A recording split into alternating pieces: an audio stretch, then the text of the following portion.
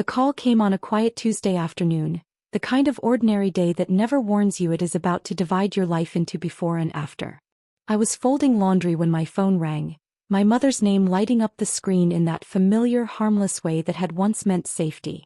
What happened next was rather unexpected. I will tell you everything, but first, if you enjoy stories like this, you want to be part of the 10% viewers who click on the like button. It makes us really happy.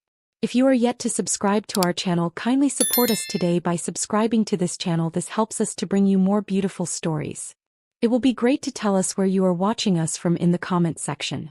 Her voice, when I answered, was controlled to the point of stiffness, stripped of warmth before a single difficult word was even spoken. She didn't ask how I was. She didn't ease into the conversation. She went straight to the point, each word measured and cold.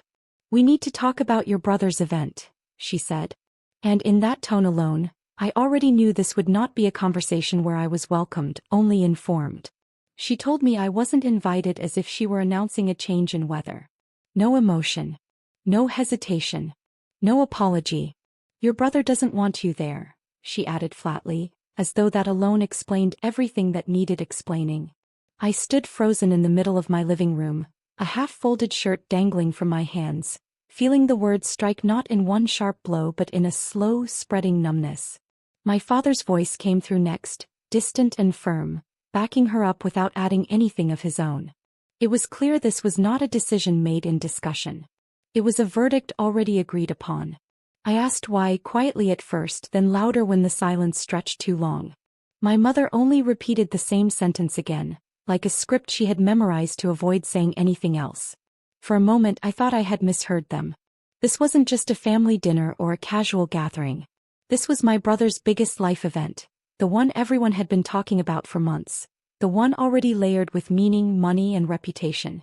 And I was being deliberately erased from it by the two people who had raised me. When I asked what I had done, there was another pause, longer this time. My father cleared his throat and said something vague about keeping the peace. My mother added that it was better this way, that I should try to be understanding. Understanding of what, they never clarified.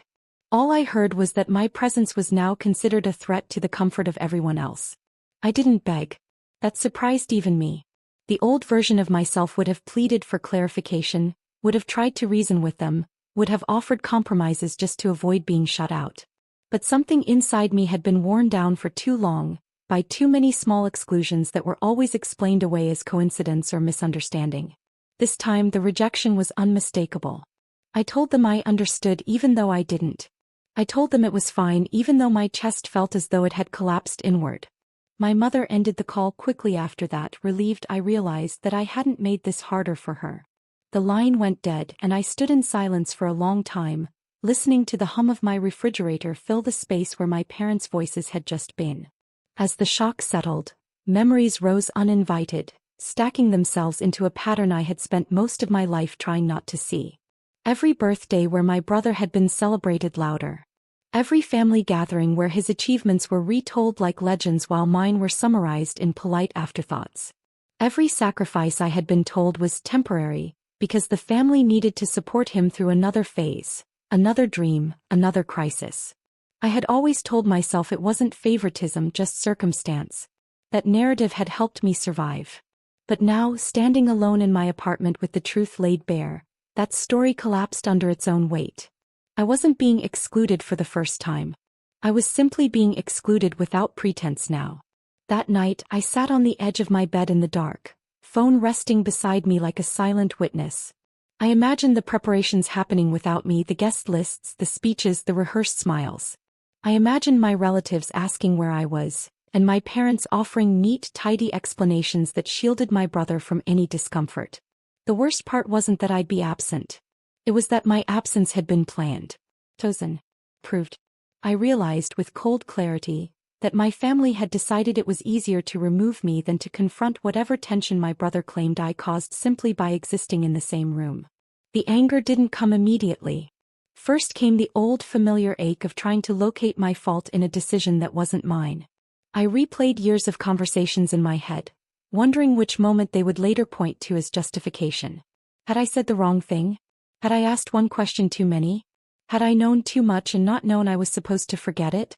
Even as those thoughts surfaced, Another truth sat quietly beneath them, waiting its turn. This wasn't about a single mistake.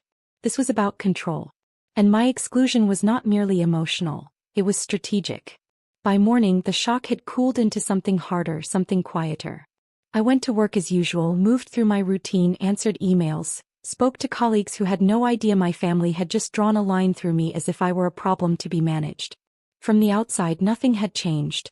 On the inside, everything had.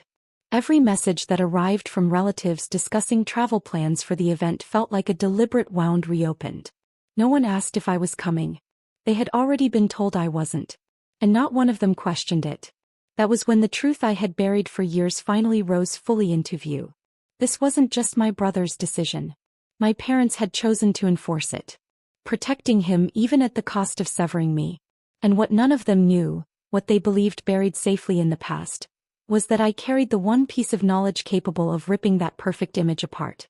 A truth I had never used because I believed loyalty still had meaning in a family. A truth I had kept hidden for the sake of people who had just shown me without hesitation that I was expendable to their peace. As I sat in my quiet apartment that evening, the exclusion no longer felt like an ending. Felt like a trigger.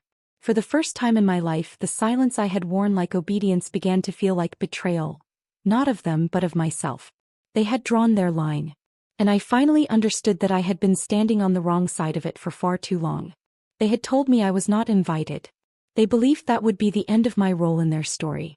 They were wrong. The secret I carried didn't come to me wrapped in drama or confrontation. It came quietly, almost accidentally, like many life-changing truths do. It arrived on a day that should have been forgettable. A normal afternoon when I stopped by my parents' house years ago, long before the current betrayal. My father had been sorting through paperwork in the living room, preparing documents my brother was supposed to take to the bank. They were refinancing something again. I had learned not to ask too many questions about the constant financial reshuffling done on my brother's behalf.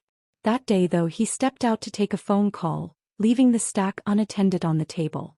Papers shifted under the air from the ceiling fan and one page slipped to the floor. When I picked it up, the words at the top froze me in place. It wasn't the refinancing form I expected. It was a report, a formal one, detailing an internal matter involving my brother at his previous job. A matter that had been discreetly settled, sealed, and erased from his professional record. The report described financial misconduct. Not a misunderstanding, not a clerical issue, but deliberate falsification of numbers to secure a bonus he wasn't entitled to. He had siphoned funds through manipulated invoices and used loopholes he knew the system wouldn't catch quickly.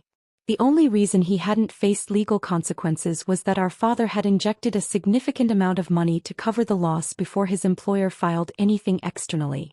My father had spared him from a permanent mark on his record, but the company made sure a written acknowledgement existed for internal protection. That would have been shocking enough.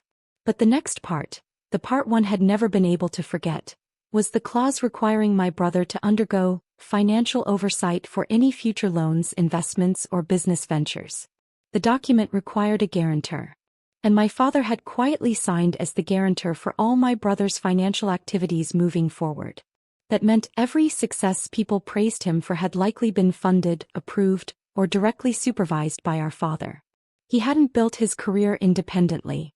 He had been escorted through every gate he pretended to open himself. I should have put the paper back and walked away. But the truth on that page had cracked something inside me, and curiosity pushed me further than caution. The opened folder on the table held more documents, all connected like threads weaving a story I had never been invited to understand. I found bank transfers that explained the mysterious lifestyle my brother flaunted despite never earning enough to sustain it. I found evidence of debts cleared quietly. I found the name of a private consultant my father had hired to repair my brother's credit score after another incident. And I found the letter my father had written to the company, begging them to spare my brother's reputation to protect his future. By the time my father re-entered the room, I had already placed everything back where I found it. The silence between us was ordinary, but I felt changed, as though a lens had shifted that I couldn't undo. From that moment, every celebration of my brother's achievements took on a different tone. Every speech praising his hard work and brilliance became a performance I could barely sit through without choking on the truth. They weren't proud of him. They were protecting him. They weren't impressed by his accomplishments. They were desperate to maintain the illusion.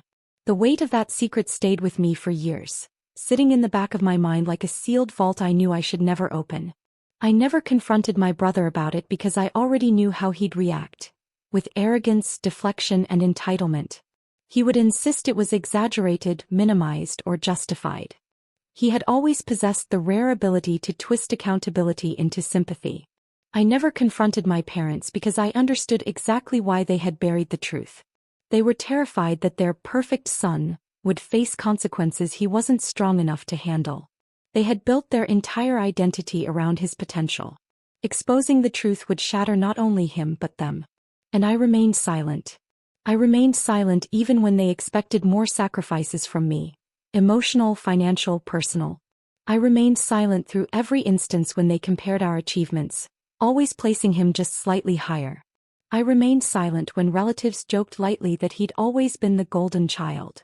I remained silent when my successes were overshadowed in minutes because he had arrived with a new project or a new opportunity or a new story to tell.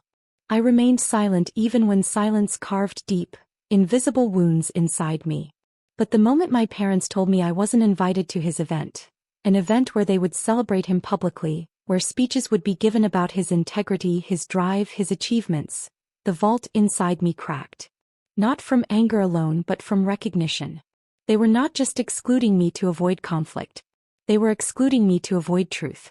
Because if I had attended, I would have been the only person in that room who knew what was real and what was an elaborate performance. The truth was no longer just a secret. It had become a weapon I never asked to hold. Even then, I didn't intend to use it. That's something I need to admit honestly. When the initial shock wore off, I spent hours pacing my apartment, wrestling with the moral weight of what I knew. Exposing my brother wouldn't just destroy the event.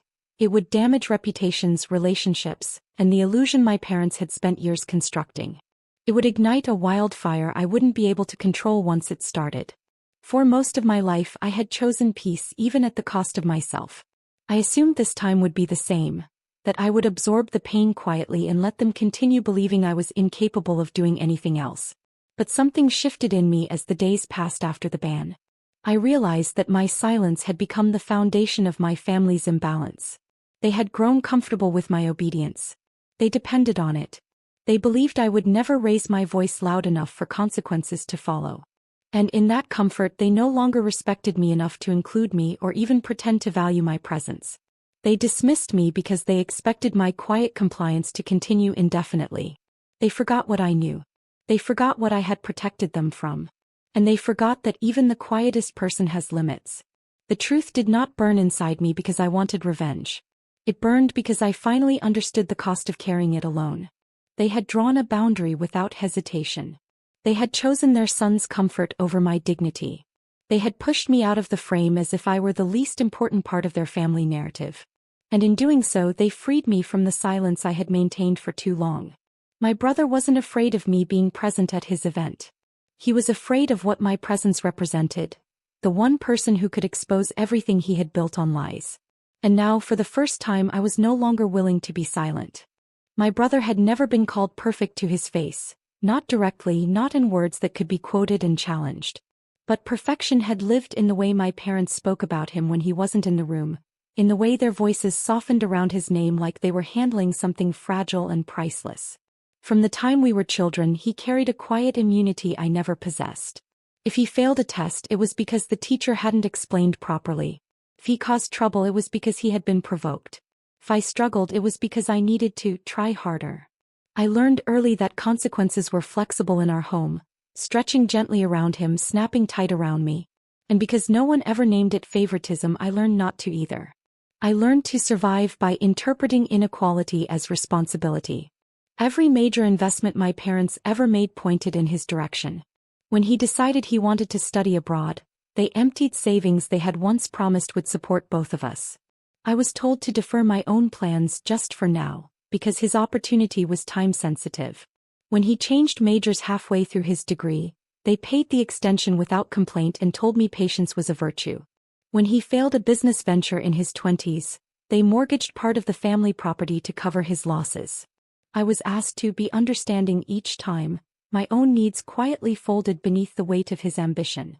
I didn't protest, not because I didn't feel the loss, but because I had learned that protest only made me the difficult one. To the outside world, my brother was remarkable. Charismatic. Driven. The son every parent wanted to showcase at gatherings and celebrations. He carried himself with a quiet entitlement that passed as confidence because everyone around him validated it. When relatives visited, my parents spoke proudly of his projects, his progress, his prospects.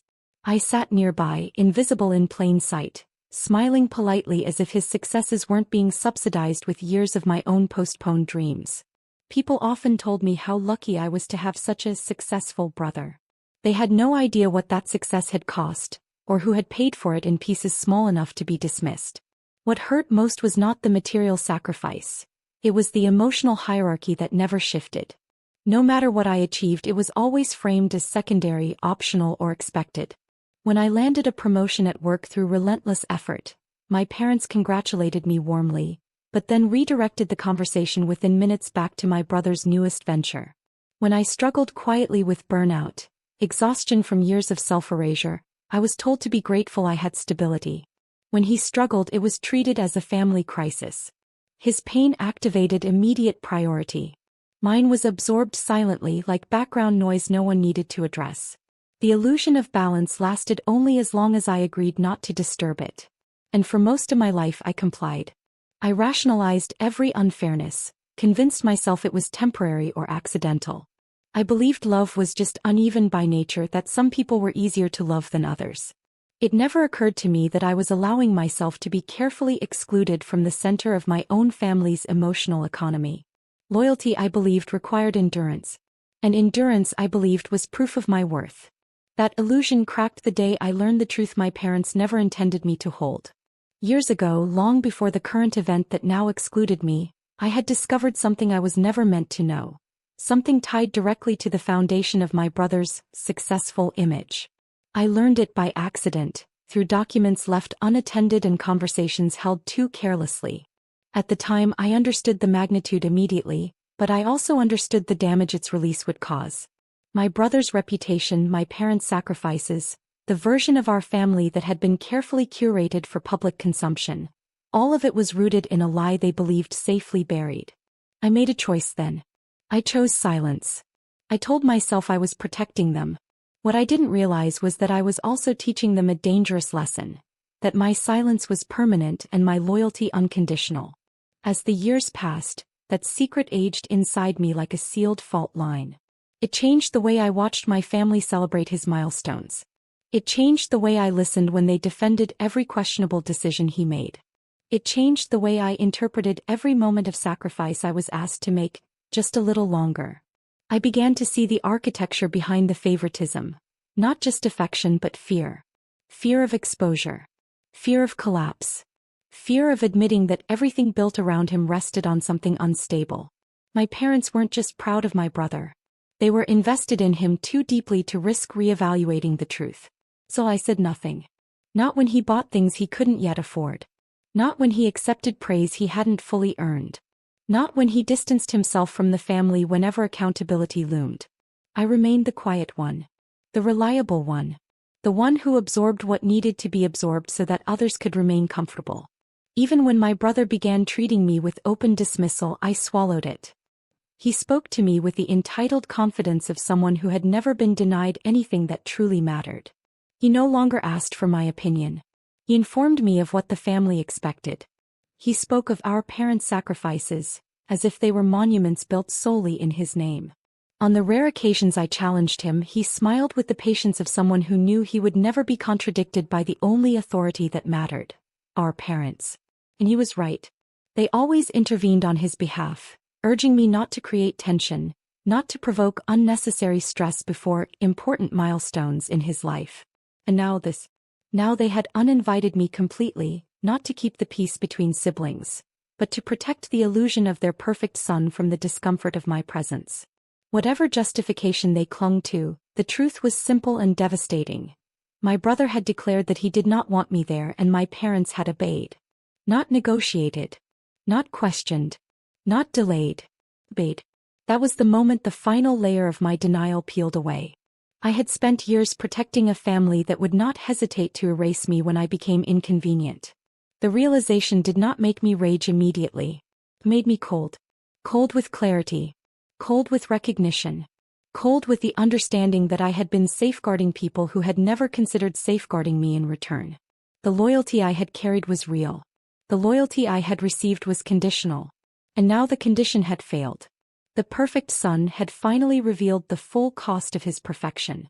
And I was done paying it. The day of the event arrived wrapped in the kind of forced celebration that always felt louder when something rotten hid beneath it. Banners were already going up when I drove past the venue that morning, elegant fabric and polished signage announcing my brother's achievement to a world that believed in stories rather than foundations. Cars were being lined up by attendants in tailored uniforms, cameras tested by hired media staff, floral arrangements unloaded with ceremonial care. From the outside, the scene was flawless. From the inside of my car, watching from across the street, it looked like a monument built on the quiet labor of everyone who had carried him there, and on the lies that had shielded him from every consequence that might have made that ascent honest. I sat there longer than necessary, hands resting on the steering wheel, feeling the weight of the moment settle into something steady and cold instead of fiery. I wasn't shaking. I wasn't uncertain. I was resolved in a way that surprised even me. I had not told anyone I would be attending.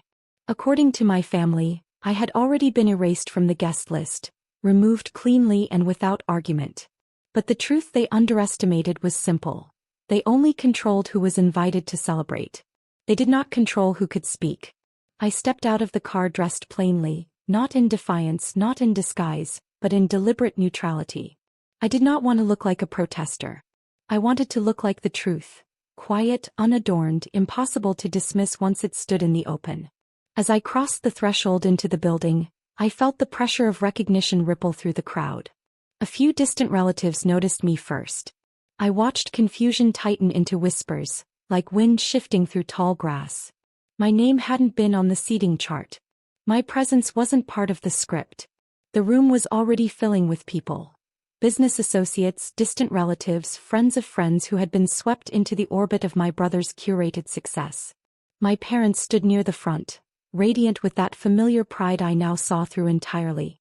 My mother's smile faltered the instant she saw me. It was brief but unmistakable. My father went still, his eyes sharpening in warning rather than welcome. The reaction confirmed everything I already knew. My presence wasn't just unwanted. It was dangerous to the version of reality they had constructed so carefully. I returned neither of their looks, moving instead toward the back of the room where I would neither interrupt nor disappear. I wanted to witness the full performance before I dismantled it. My brother arrived to applause. The sound was thunderous, erupting with genuine enthusiasm from a crowd that believed they were celebrating an unblemished success story. He walked in with his familiar confidence, dressed impeccably, smiling as if every eye in the room belonged to him by birthright.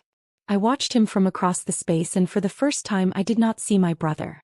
I saw a man who had lived for decades on carefully engineered permission. Permission to fail without penalty, to rise without disclosure, to be praised without scrutiny. He took his place at the front beside my parents, his hand briefly touching my mother's shoulder as if to reassure her that the day would go according to plan. My mother's gaze flickered once more toward me, then quickly away as if unwilling to acknowledge a flaw she could no longer pretend didn't exist. The ceremony began with rehearsed speeches and obligatory acknowledgments. Business partners spoke of my brother's integrity, his discipline, his unwavering commitment to ethical success. Each word struck me like a deliberate inversion of the truth I had carried alone for years. My father followed with a speech infused with pride so practiced it sounded almost sacred. He spoke of sacrifice without naming the cost. He spoke of perseverance without admitting intervention. He spoke of legacy without confessing fraud. Every sentence added another layer to the illusion I now saw clearly as architecture, not accident. The room drank it in. Applause came easily when it's feeding a narrative people want to believe. Then my brother stepped forward to deliver his own remarks. He spoke of hardship, of risk, of obstacles he had overcome through nothing but persistence and accountability. He thanked my parents for their unwavering faith in his ability to succeed. He laughed about mistakes that had supposedly taught him resilience. Each anecdote was polished to shine without cutting. Each confession was safe, distant from real consequence. As he spoke, I felt something inside me settle fully into place. This wasn't just a celebration. It was a rewriting. A public absolution built on my continued silence. And for the first time, I understood that if I walked away again, that silence would become permanent. Not as loyalty but as complicity. When the floor opened for acknowledgments from close family, my mother began to rise. That was when I moved. The initial sound was not dramatic. A chair shifting, footsteps against the polished floor. But the crowd still sensed the interruption before they saw it. Conversations faltered mid-breath. Heads turned gradually as I stepped into the open space between rows of chairs, my movement deliberate, unhurried. My mother froze half standing. My father's face tightened with immediate recognition of what this meant. My brother's gaze found me at last. The confidence he had worn like armor cracked, not with panic but with something far more revealing. Calculation. I wasn't invited, I said calmly, my voice carrying farther than I expected in the quiet that had settled over the room. But since this event is about truth, integrity, and legacy, I'm here anyway. A ripple passed through the audience. Confusion first, then curiosity. I kept my eyes on my brother. You told our parents you didn't want me here. I let the words land without accusation. I'm here to tell you why you were afraid I'd come. My father stood abruptly, his voice sharp with authority. This is not the time, he said sternly. My mother whispered my name like it was a warning. My brother shook his head once, slowly, as if appealing to me without pleading. Don't, he said quietly. The sound of his voice only confirmed what I already knew. I did not respond to any of them. Instead, I turned to the audience. You've been told a story today about hard-earned success and moral growth, I continued, my voice steady now, buoyed by the certainty of the truth I carried. You haven't been told about the fraud that was quietly settled to protect his record. You haven't been told about the debts that were erased to protect his image. You haven't been told about the guarantees signed behind closed doors to ensure his ventures never faced the consequences they deserved. A murmur surged through the crowd like an electric current. My brother's jaw tightened. My parents both spoke at once now, their voices overlapping in protest, in denial, in pleading. I raised my hand just once and silence followed, not because they respected me but because everyone now needed to hear what came next. I held these truths for years, I said. Not because I believed they weren't real, but because I believed protecting this family mattered more than correcting it. Until the moment I was erased to preserve the comfort of a lie. I met my brother's eyes again. You didn't ban me from this event because I caused disruption. You banned me because I carry memory. The room erupted. Voices rose in confusion, disbelief, agitation. Guests turned toward my parents, then toward my brother, demanding explanations that had never been rehearsed. My father attempted to speak, but his words fractured under the weight of collective suspicion. My mother began to cry, not the quiet tears of regret, but the frantic shaking of someone watching years of control collapse in public. My brother tried to laugh it off at first, trying to recapture the energy of charm that had always corrected things before. But this was not a family dinner. This was a public stage. And the audience no longer belonged to him. I did not reveal documents. I did not list dollar amounts. I did not provide dates. I didn't need to. The truth was already bigger than the details. By the time the event's organizers stepped in to restore order, the atmosphere had transformed irreversibly. The celebration had fractured into clusters of urgent discussion. Investors pulled aside attorneys. Partners whispered with tension stiffening their shoulders. The story they had come to applaud was now a liability they needed to verify. My parents stood as if rooted in place, no longer sure who they were protecting or whether there was anything left to protect at all. My brother remained silent now, his face stripped of performance as he realized that what had just unfolded could no longer be contained by denial alone. I turned and walked out before anyone could stop me. Not in triumph. Not in rage. In release. The air outside felt unbearably clean. The noise of the city reclaimed my senses as if welcoming me back into a world no longer filtered through obedience. I heard my name once behind me, my mother's voice breaking fully at last, but I didn't turn. Whatever needed to be said between us could no longer be said in the shadows. It would have to exist in the light they had avoided for too long. As I crossed the parking lot, my phone began to vibrate in my pocket. I didn't answer it. I already knew who it was. I already knew what they would say. And for the first time in my life, I knew with equal certainty that it was no longer my job to make their crisis survivable. The truth had been spoken. The perfect son's image had cracked. And the family that had erased me to preserve a lie was about to discover what it meant to stand unprotected by my silence. The first call came before I even reached the main road. My phone vibrated endlessly in my pocket like an alarm that refused to be silenced. I didn't need to look at the screen to know whose name was flashing there. The second call followed immediately after the first. Then a third. By the time I pulled over at a quiet stretch of curb, the device was trembling in my hand with incoming messages layered on top of missed calls. I stared at it without answering, watching the screen light and darken again and again as if it were pleading on their behalf. For years I had been the one to absorb urgency for everyone else. Now urgency thundered toward me, and for the first time in my life, I felt no obligation to meet it. By the next morning, the fallout had spilled into every corner of the family network. My phone was filled with frantic messages from extended relatives who had once smiled politely at dinners and asked nothing about my life beyond what could be summarized comfortably. Now they wanted explanations. Now they wanted clarity. Now they wanted to understand what had been hidden beneath the surface of celebrations they had attended for years without question. And stretched beneath all those messages, quieter but more persistent, were the panicked calls from my parents. My mother left sobbing voicemails that cracked midway through apologies she wasn't yet ready to fully form. My father's messages were clipped and strained, veiled with authority even as that authority collapsed beneath the weight of exposure. So I did not answer. I took the day off work and stayed inside my apartment with the curtains half drawn, as if the world itself had grown too loud to face directly. Inside that quiet, I replayed the event again and again in my mind, not with triumph but with a strange aching stillness. I hadn't gone there to destroy them. I went there because I had finally accepted that silence was no longer neutral. Silence had become a shield that only protected those already standing in the light. Speaking had not been an act of revenge. It had been an act of survival. And yet, even with that truth steady in my chest, I did not feel free from grief.